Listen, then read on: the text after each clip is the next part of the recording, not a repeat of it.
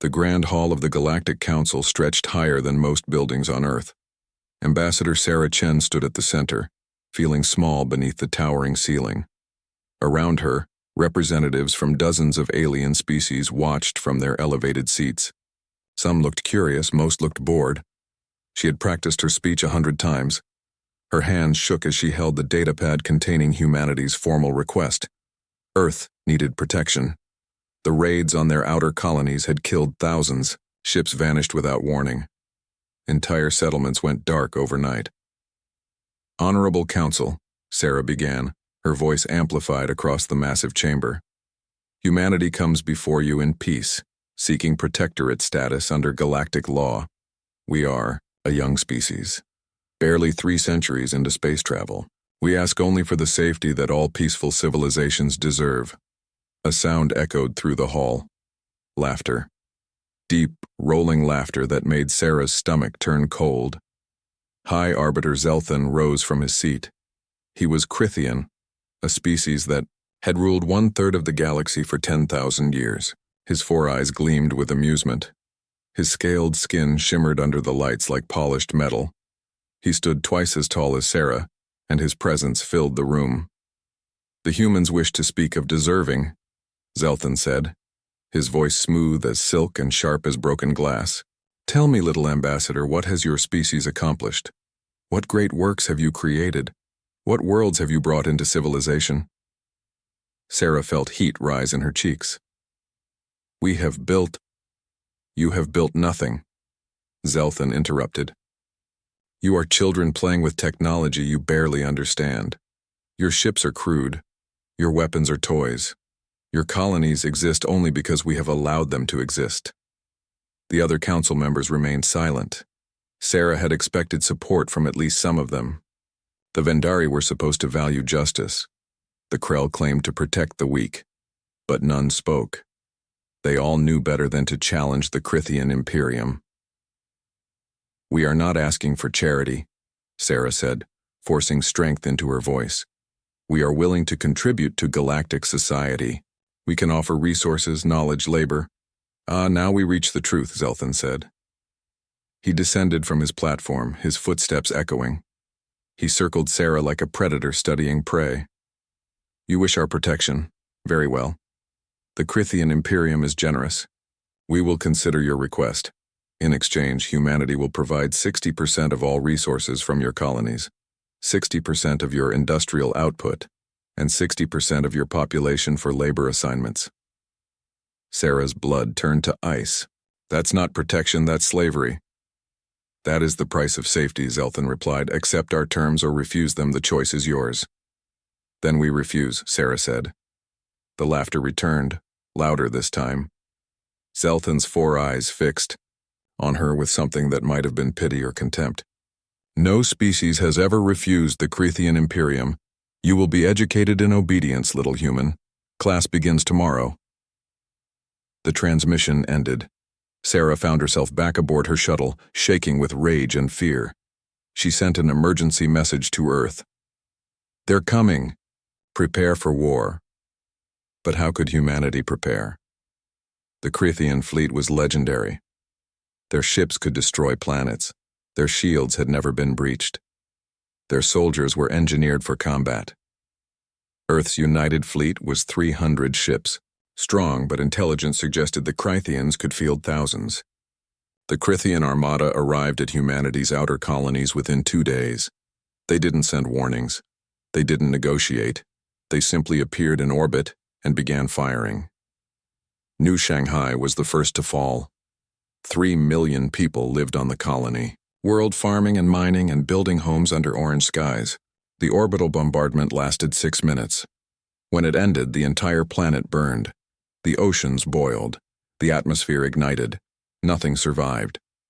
Port Discovery fell next, then New Mombasa. The Crithians moved with ruthless efficiency. Their targeting was precise. They destroyed military installations first, then power plants, then communication hubs. Finally, they glassed the cities themselves. Admiral Marcus Webb watched the reports flood in from his flagship, the UENS Defiant. Each update brought worse news. 3 colonies gone, 7 billion people dead. The fastest genocide in human history, and it had taken less than a day. We have to respond, his tactical officer said. We can't just let them. Prepare the fleet, Marcus ordered. His voice sounded hollow, even to himself. We fight. The United Fleet met the Crithian Armada near the Jupiter station. Marcus had hoped that fighting in home territory would give them an advantage. He was wrong. The battle lasted 4 hours. Human missiles exploded harmlessly against Crithian shields. Human railguns punched through empty space as Crithian ships dodged with impossible grace. Crithian plasma weapons cut through human hulls like paper. The Defiant shuddered as a plasma burst tore through the port side. Alarms screamed. The lights flickered. Marcus grabbed his command chair as the deck tilted beneath him. Port sections 7 through 12 are gone, his officer reported. We've lost main power. Shields are at 15%. Around them, human ships died. The Constellation exploded in a ball of fire. The Churchill broke in half. The Mumbai went dark and drifted lifeless. For every Crithian ship humanity destroyed, they lost 30 of their own. Retreat, Marcus finally ordered. The word felt like poison in his mouth. All ships, fall back to Sol. Protect Earth. The survivors limped home. Of 300 ships, only 47 remained. Marcus sat in his command chair and stared at the tactical display showing the approaching Crithian fleet. They were coming. Earth had days, maybe hours. The transmission arrived on every human device across every human world. Zelthan's face filled billions of screens. He looked pleased with himself. Humans of Earth, he said. You have been educated in your first lesson. The Crithian Imperium does not make empty threats. You now have 1 cycle, 24 of your hours, to surrender unconditionally. Transfer all military command to us. Open your orbital defenses. Prepare your population for integration into our labor systems. He paused, letting the words sink in. If you refuse, Earth will burn as your colonies burned. We have destroyed 1,000 species who thought themselves strong. We have broken civilizations that spanned centuries. You are nothing special. You are simply next. The transmission ended. Across Earth, people watched the smoke rising from their fallen colonies. They saw the wreckage of their fleet limping home. They understood what was coming. In the Council of Nations building, world leaders gathered. They had 24 hours to decide humanity's fate. Surrender meant survival, but as slaves. Resistance meant death, but as free people. Admiral Marcus Webb attended the meeting, still wearing his torn uniform. Someone asked him if humanity could win. He thought of his crew, dead and drifting in space. He thought of New Shanghai burning. He thought of the Crithian shields that their weapons couldn't touch. No, he said. We can't win. But maybe our children can, if we survive long enough to teach them how. The vote wasn't unanimous. Some wanted to fight to the end, to burn rather than bow, but most chose survival. The message went out to Zelthan. Earth surrendered. The Crithian ships entered orbit the next morning. Their landing craft descended like falling stars. Soldiers in black armor marched through city streets. The occupation had begun. Sarah Chen watched from her apartment window as Crithian troops raised their flag over the United Nations building. She touched the glass, feeling cold. This isn't the end, she whispered to herself. This can't be the end. But deep down, she feared it was. 2 years had passed since the Crithians came. Earth had learned what occupation meant. Elena Vasquez walked through the ruins of what used to be Denver. The city wasn't destroyed by bombs or fire. The Crithians were more efficient than that. They simply took everything that mattered. The power plants now served their bases. The factories produced their equipment. The people worked their shifts in labor camps. She kept her head down as a Crithian patrol passed. The soldiers didn't look at her. To them, she was just another human worker heading to another shift. They didn't know she had been an admiral once. They didn't know she commanded what remained of the resistance. The resistance. The word felt like a joke. They were barely surviving, hiding in asteroid bases and abandoned stations. Every small victory cost dozens of lives. Every attack brought brutal reprisals. Elena reached the old subway tunnel, now sealed and forgotten. She knocked in the pattern, 3 short, 2 long, 1 short. The hidden door opened. She descended into the darkness. The underground base was cramped and cold. 40 people lived here, sleeping in shifts, working on salvaged computers, planning operations that might buy them another day of freedom. They all looked up when Elena entered. "Any news from the other cells?" she asked. Marcus Webb, the former fleet admiral who now ran communications, shook his head. "Cell 17 went dark yesterday. We think the Crithians found them. Cell 9 is requesting medical supplies we don't have. Cell 4 managed to steal a transport shuttle, but they lost 6 people doing it." Elena closed her eyes. 6 more names for the memorial wall. They had run out of space on the wall 3 months ago. "What about Chen? Any progress?" Marcus nodded toward the far corner, where Dr. James Chen worked at a makeshift laboratory. The physicist looked like he hadn't slept in days. "Probably because he hadn't." "James," Elena said, approaching him, "tell me something good." James looked up from his work. His eyes were bloodshot, but they held a spark of something. "Hope, maybe, or madness. I think I figured it out," he said quietly. "The Crithian shields work by creating a quantum field that deflects conventional matter and energy. But if we could create a weapon that operates outside conventional space-time, something that phases through dimensions. In English, James. A quantum torpedo. It would ignore their shields completely. Hit them where they're vulnerable." Elena felt her heart skip. "How long to build one?" James's excitement faded. "With our current resources?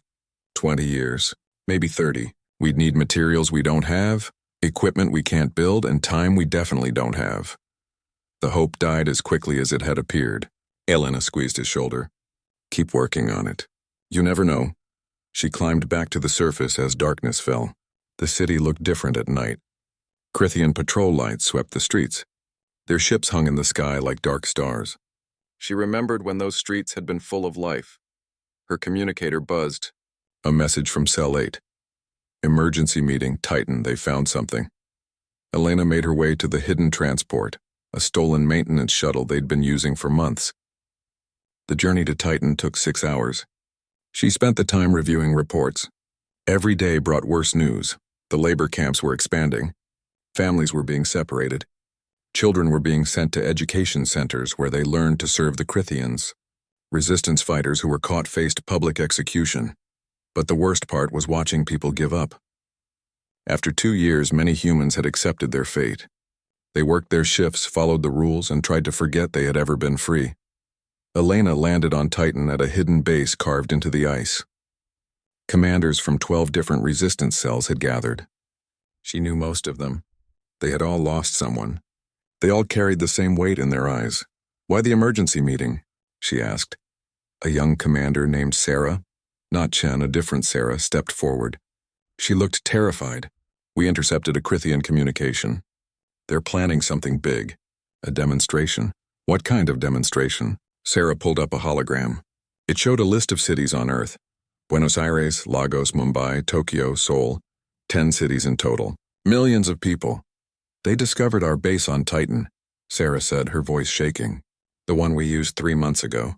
Instead of attacking us, they're going to punish Earth. 10 million people. 1 million from each city. Random selection. Public execution." The room went silent.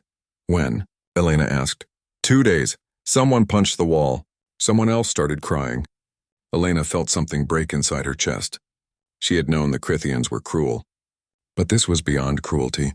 This was terror designed to crush any hope of resistance. "We have to do something," Marcus said. "We have to stop them. How?" Elena snapped. "We don't have the firepower. We don't have the ships. We barely have enough supplies to feed ourselves. What can we possibly do?" No one answered. Because there was no answer. 2 days later, the executions began. Elena watched from her hideout, forced to witness. The Crithians broadcast everything on every screen across Earth. They made people watch, made them see what resistance cost. They lined up the condemned in city squares, men and women, old and young, children holding their parents' hands. The cameras focused on their faces, showed their tears, showed their fear. Zelthan himself appeared to give a speech. "For every Crithian life you take, we will take 10,000 of yours. This is not negotiable. This is not debatable. This is the law of the strong ruling the weak. Accept it and live, resist it and die." The executions took hours. Elena watched every minute. She forced herself to see each face, to remember each name that flashed across the screen. She owed them that much. When it ended, 10 million people were dead. The world went quiet. Even the resistance cells stopped transmitting. What was the point? What could they possibly accomplish against an enemy who would do this? Elena sat in the darkness of her hideout for 3 days. She didn't eat, didn't sleep, just sat and thought about those faces. On the 4th day, she called an emergency meeting of all cell commanders. They appeared on her screen, each looking as broken as she felt. "I know what you're thinking," Elena said. "I'm thinking it too. We can't win. They're too strong. Every time we fight back, innocent people die. Maybe we should just give up, accept our place as slaves. At least people would stop dying." She paused, letting them process her words. "But then I remember something. The Crithians chose to do this. Not because they had to. Not because we forced their hand. They chose cruelty. They chose terror. They chose to murder 10 million people to make a point." Her voice grew harder. "If we give up, those people died for nothing. If we surrender, we're telling the galaxy that this is acceptable, that the strong can do whatever they want to the weak, that mercy is weakness and compassion is foolish." She leaned closer to the camera. "I'm not giving up. I'm not accepting this. James says his quantum weapon will take decades to build. Then we work for decades. They say we can't win. Then we change what winning means. Maybe we can't save ourselves, but maybe we can make them pay enough that the next species they attack has a chance." Marcus spoke up. "What are you proposing?" "Project Reckoning," Elena said. "We build James's weapon. We steal what we need. We recruit who we can. We work in secret for as long as it takes. And when we're ready, we don't just fight back. We make them understand that enslaving humanity was the worst mistake they ever made. That could take years," as someone said. "Then we take years. Most of us won't live to see. And then we work for those who will." One by one, the commanders agreed. They had nothing left to lose except the chance to make their deaths mean something. Deep in hidden bases across the solar system and beyond, humanity began working. They stole equipment from Crithian supply lines. They salvaged materials from wrecked ships. They recruited scientists, engineers, soldiers who remembered what freedom felt like. James Chen worked 18 hours a day on the quantum torpedoes. Progress was slow. Failures were common, but each failure taught them something. Each test brought them closer. Elena watched the work from her command center. She knew most of them would die before the project finished. She knew the Crithians might discover them. She knew success was far from certain. But she also knew something else. Humanity had lost the first battle. They had lost the first war. They had been broken and enslaved, but they hadn't forgotten how to hate. And sometimes hate was enough to keep fighting. 7 years had passed since the occupation began. In a hidden facility carved into an asteroid beyond Neptune, Dr. James Chen stared at the test results on his screen. "It worked," he whispered. Then louder, "It worked!" The quantum disruption torpedo had successfully phased through the test shield and destroyed the target. 7 years of work, 7 years of failures and setbacks and deaths. But finally they had a weapon that could hurt the Crithians. Elena Vasquez arrived within hours, traveling from her command base on one of Saturn's moons. She looked older now. They all did. The resistance had aged them in ways that time alone couldn't explain. "Show me," she said. James pulled up the video of the test. A modified torpedo launched from a hidden ship, passed straight through a salvaged Crithian shield generator as if it wasn't there, and struck the target drone. The explosion was beautiful. "How many can we build?" Elena asked. "With our current production capacity, maybe 200 in the next 6 months. But that's if we don't get caught. If the Crithians find our manufacturing bases, they won't," Elena said. "We've been too careful for too long to slip now." She wasn't entirely right about that. The Crithians knew humans were hiding something. But after 7 years of occupation, they had grown comfortable. Humanity seemed broken. The labor camps were productive. The resistance attacks had slowed to almost nothing. To the Crithians, Earth was just another conquered world, boring and compliant. High Arbiter Zelthan had moved on to subjugate other species. The occupation force he left behind was understaffed and overconfident. They followed routines, got lazy, stopped checking the far reaches of the solar system. That was their first mistake. Elena called a meeting of all resistance cell commanders. There were over 100 now, spread across occupied human space. They appeared on her screen, faces she had come to know over years of desperate struggle. "We're ready," she told them. "James has completed the weapon. We have enough quantum torpedoes to hurt them. Not enough to win a war, but enough to start one." "What's the plan?" Marcus asked. Elena brought up a star map. Red markers showed Crithian-occupied systems. There were 50 of them, each containing human colonies under occupation. "We hit them all at once," Elena said. "Every cell, every hidden ship, every fighter we have. Simultaneous strikes across 50 systems. We destroy their orbital stations, cut off their ground forces, cripple their communication networks. We take back our worlds in one coordinated attack." "That's suicide," someone said. "Even with the new weapons, we're outnumbered, outgunned. They'll crush us." "Probably," Elena agreed. "But they'll have to notice us first. For 7 years, we've been insects to them. Annoying but harmless. It's time to remind them that insects can bite." The date was set. They called it Day 0. The preparations took 3 months. Resistance cells that had been hiding for years emerged from the shadows. Ships that had been built in secret asteroid facilities began moving into position. Thousands of fighters armed themselves with stolen Crithian weapons and homemade explosives. Elena spent the night before Day 0 walking through her command ship. It was called the Remembrance, built from scrap and powered by a reactor they had stolen from a Crithian cargo vessel. The ship was ugly and crude, but it was theirs. She stopped at the memorial wall. Names covered every surface. Millions of them. Every person who had died under occupation. Every fighter who had fallen in the resistance. She touched one name in particular, Admiral Marcus Webb. He had died 2 years ago during a supply raid. The old man had insisted on coming, said he was tired of hiding. "Tomorrow, Marcus," she whispered. "Tomorrow we start paying them back."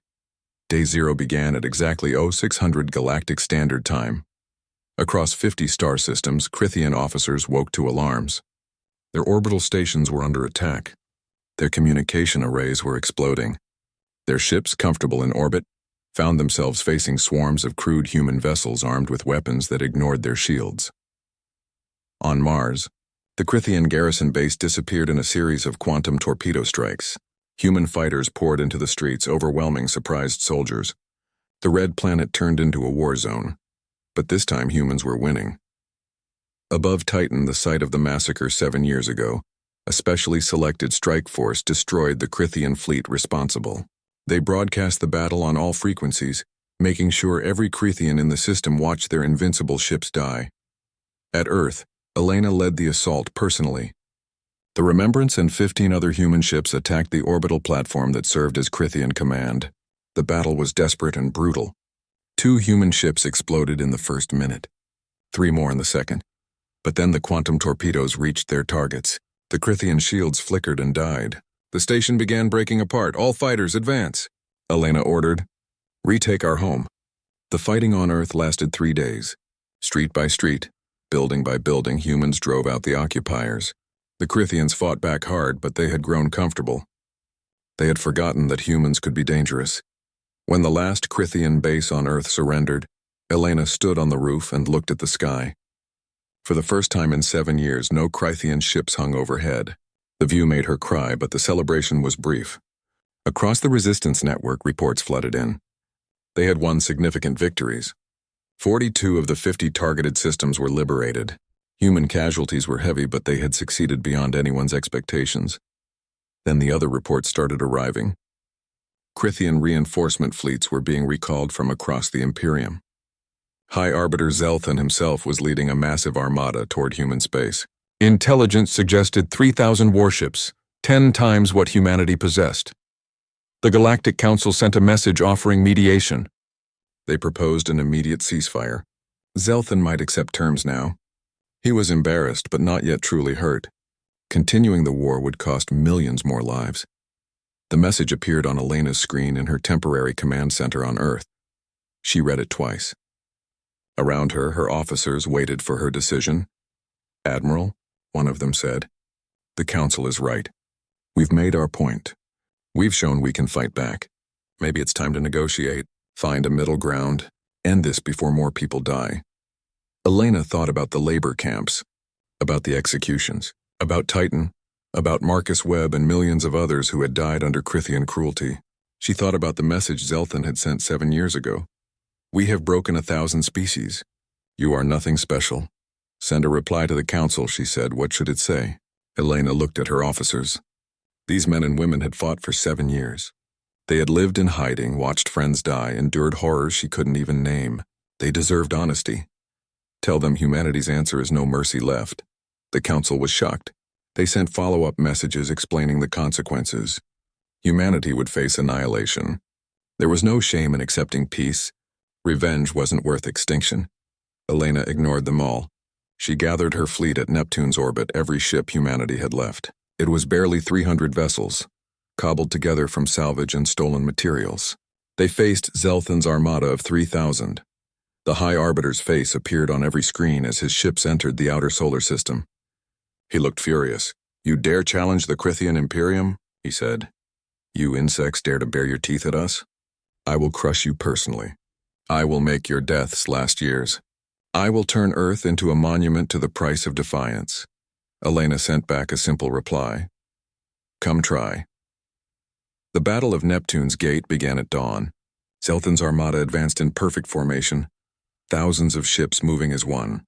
It was beautiful and terrible. The human fleet looked like a joke in comparison.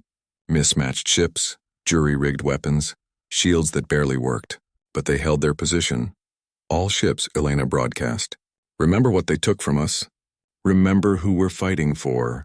Make every shot count. The fleets collided. Space filled with fire and death. Human ships died by the dozens, but they fought with desperate fury. Every destroyed human vessel took a Crithian ship with it. Every torpedo that connected meant one less enemy. Zelthan watched from his flagship, confident in victory. The humans were brave but doomed. In another hour, they would all be dead. That's when Dr. James Chen activated Project Nightfall. Every human ship was equipped with a quantum beacon, a modification of the torpedo technology. When enough Crithian ships entered range, Chen triggered them all simultaneously. The quantum beacons didn't explode conventionally. They created a cascade reaction of disruption energy that spread from ship to ship, ignoring shields, tearing through the quantum field that protected Crithian vessels. In the span of 30 seconds, 2,700 Crithian ships simply came apart. Their shields collapsed. Their power systems overloaded. Their hulls tore open. Thousands of Crithian soldiers died without even understanding what had killed them. Zelthan's flagship survived only because it was at the edge of the blast radius. He watched in horror as his entire armada disintegrated. Retreat, he screamed. All ships, retreat! The survivors fled. Fewer than 300 ships escaped. The mighty Crithian Imperium had been bloodied by slaves. Elena watched them run. Her own fleet was in ruins.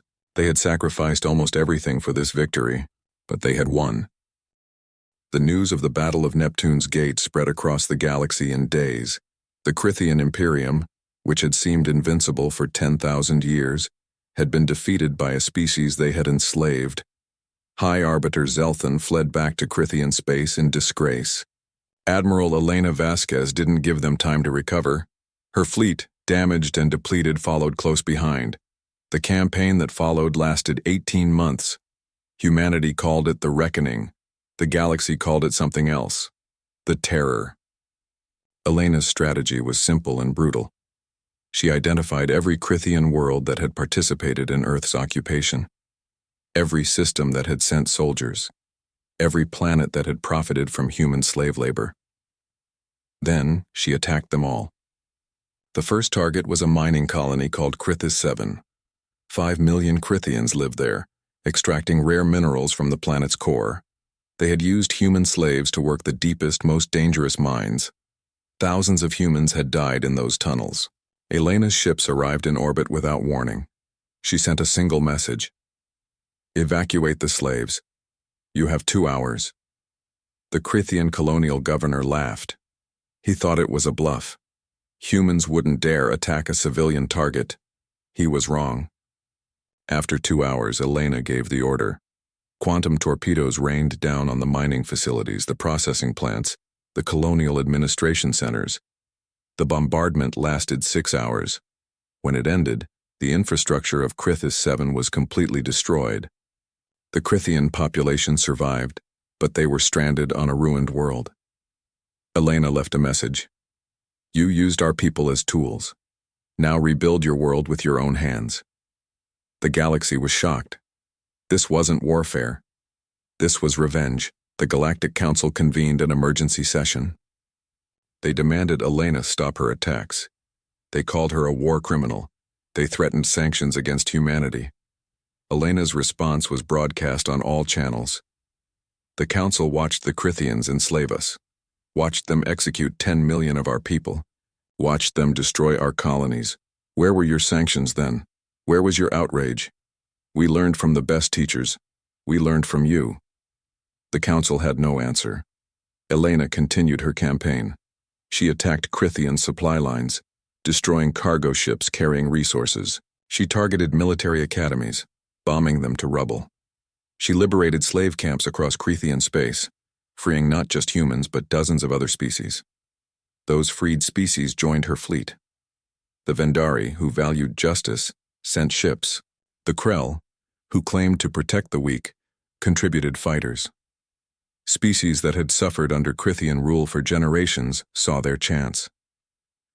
Within 6 months, Elena commanded not just a human fleet, but a coalition of the oppressed. They called themselves the Liberation Front. The Crithian Imperium tried to fight back, but they were reeling. Rebellions broke out on conquered worlds. Their military was stretched thin. Their economy was collapsing. Ships that had once patrolled a third of the galaxy now huddled around core worlds. Zelthan was executed for his failure to stop the humans. The new High Arbiter Sindar was younger and supposedly more flexible.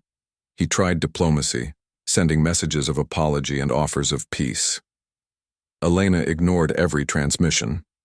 In his command, center on Krithia Prime, Sindar watched reports of another defeat. Human forces had destroyed a shipyard that had been building vessels for 3,000 years. Centuries of accumulated knowledge, gone in hours. Why won't they talk to us? He demanded. What do they want? His advisor, an old general named Carix, shook his head. They want what we took from them. Everything. Meanwhile, on the Liberation Front flagship Remembrance, Elena received a visitor. Calix was a young Crithian officer who had defected to humanity years ago during the occupation. He had worked with the resistance, helped plan operations, and saved human lives. Elena had made him her advisor on Crithian culture and military tactics. Admiral, Calix said, entering her office, I need to speak with you about the latest operation. Elena looked up from tactical displays showing their next target. What about it? You're planning to bomb Crithis 4. It's an agricultural world, civilians, mostly farmers. They had nothing to do with Earth's occupation. They're Crithian, Elena said flatly. They're innocent. Elena stood up, her voice cold. Were the people of New Shanghai innocent? Were the 10 million executed at Titan innocent? Were the children sent to labor camps innocent? That was different. That was war. This is war. Elena's voice cracked like a whip. The Crithians taught us that civilians are legitimate targets, that terror is an acceptable weapon, that mercy is weakness. We're just applying their lessons. Calix stared at her. I thought you were better than us. We were, Elena said quietly. That was before your people broke us, before we learned that the galaxy only respects strength, before we realized that being good meant being dead. So you become monsters instead? We become survivors. Elena turned back to her displays. The operation proceeds as planned. Dismissed. Calix left, but his words haunted her. Elena lay awake that night, thinking about the person she used to be, an admiral who believed in rules and honor, who thought there were limits to what was acceptable in war. That person had died at Titan. What remained was something harder, colder, and infinitely more dangerous. The campaign continued. Month after month, human forces pushed deeper into Crithian territory. They weren't trying to conquer.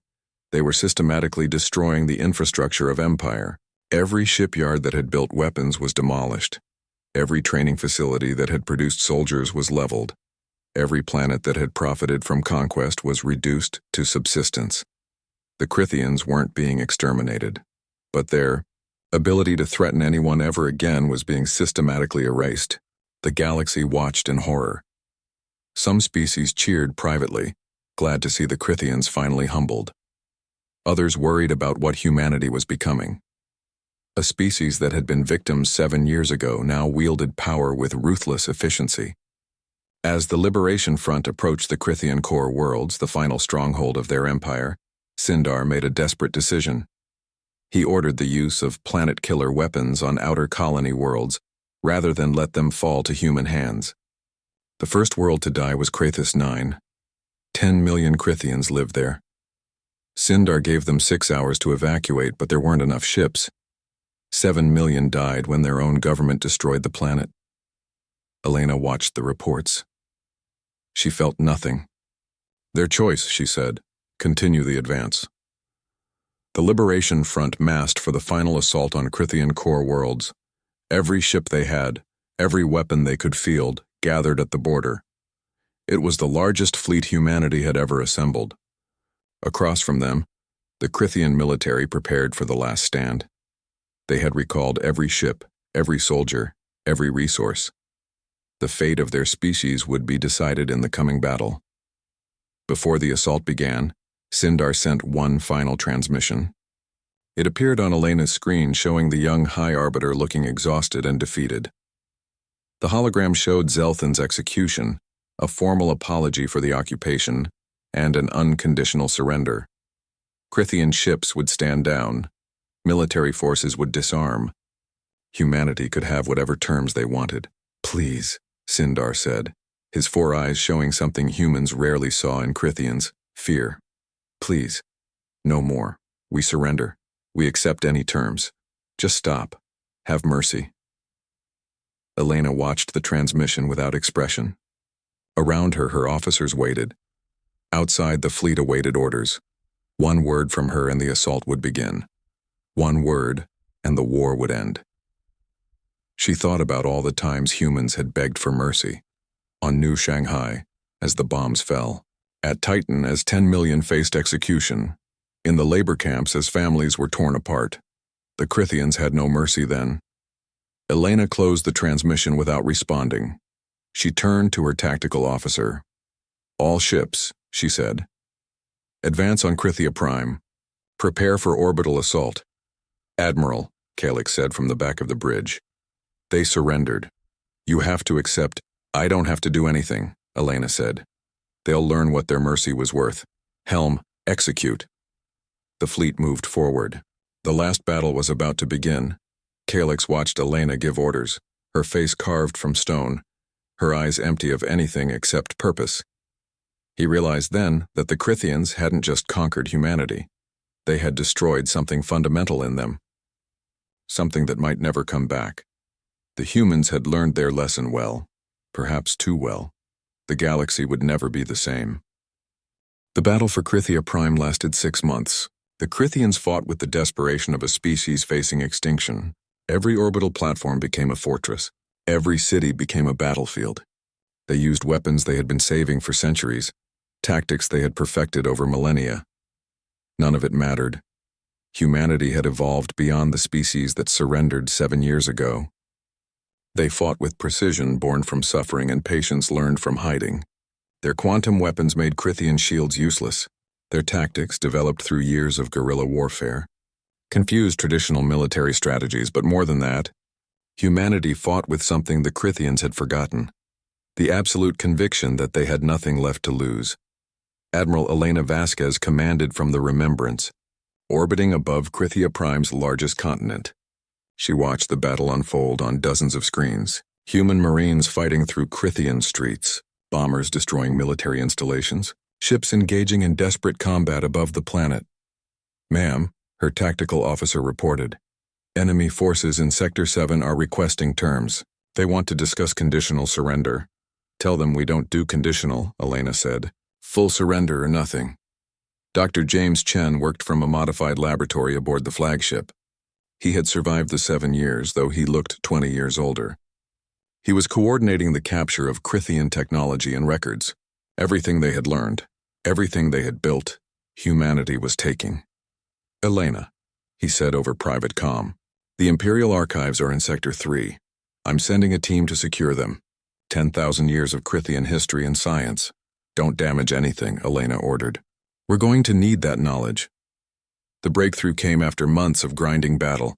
Human forces breached the final defensive line around the High Arbiter's palace. Elite Crithian guards fought to the last, but there were too many humans, too many ships, too much fury driving them forward. Elena personally led the assault team into the palace. She walked through halls decorated with trophies from 1,000 conquered worlds.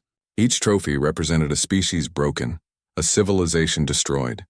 She felt no sympathy for what was about to happen. They found High Arbiter Sindar in the throne room. He sat alone, unarmed, wearing simple robes instead of armor. Around him stood the symbols of his empire, banners, weapons, crowns from defeated kings. He looked small, surrounded by all that history. Admiral Vasquez, he said as Elena entered. You came personally. I'm honored. Don't be. Elena approached, her soldiers fanning out behind her. This isn't an honor.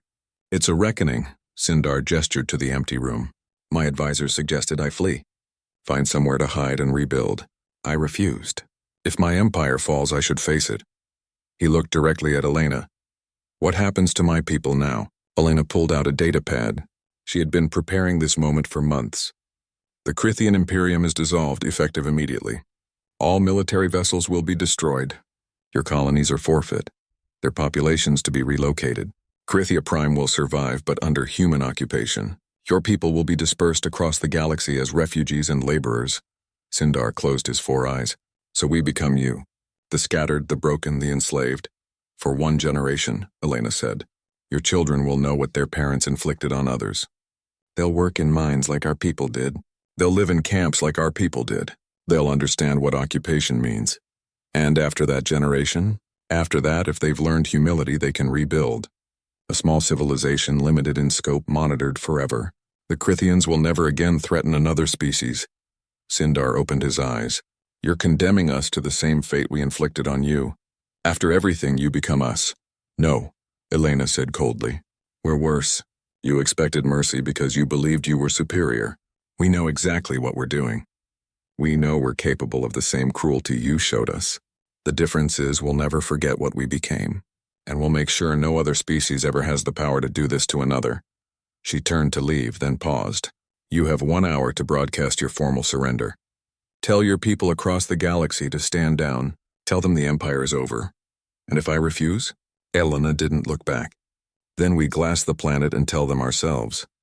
1 hour later, Sindar's broadcast reached every Crithian across the galaxy. The ancient empire, 10,000 years old, ended in a 15-minute speech. The Crithians were ordered to surrender, to accept human authority, to prepare for occupation and resettlement. The galaxy watched in stunned silence.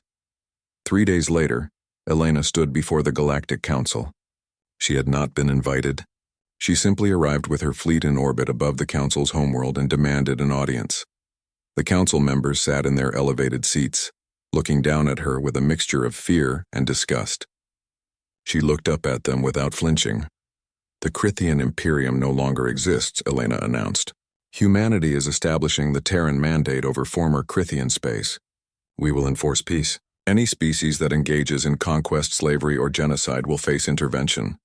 You have no authority, one council member began.